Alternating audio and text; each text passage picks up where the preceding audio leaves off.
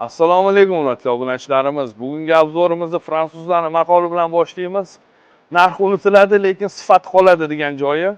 O'shaning uchun ham Hyundai avtomobil Genesis ishlab chiqargan. Bu avtomobilimizda sifati balon, konkurenti Mercedes, BMW, Lexus avtomobillarimiz долговечный. Temno-siniy rangda GV80 2,5 litr turboli 600 km masofa bosib o'tgan. 93 ming narxi hurmatli obunachilarimiz. Va G80'imiz mavjud 2020, bu ham 2,5 turbo 16.800 probegi tomosha qiladi.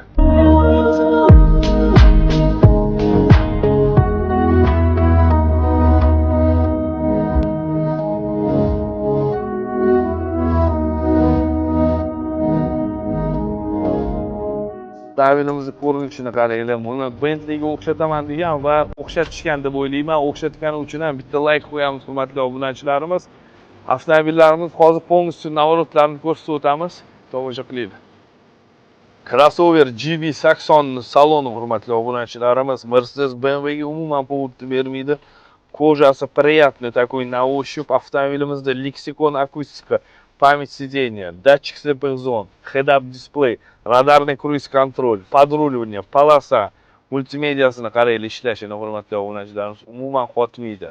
Sensorli klimat-kontrol, abduf обогрев сидения, беспроводной зарядка, mountda daraxt elementlari, tolani rejimi, mana sport, eko, komfort, qish va avtomobil skorostiga mana bu rechak orqali burab urasida 360 gradus kamera, hamma narsasi mavjud. Ko'rsatib berish qaranglar. Bu G80 saloni hurmatli obunachilarimiz. Rullari почти bir xil, mana bu tamliq stavkasi bor ekan. Buning tablosi 3D hurmatli obunachilarimiz. Xuddi shunaqa rejim vождениyalar, navorotlari hammasi bir xil, просто bu yerda salon rangi boshqa. Agar sizlarga любой avtomobil в наличии на заказ kerak bo'lsa, avtolizerga murojaat qilinglar. E'tibor uchun rahmat.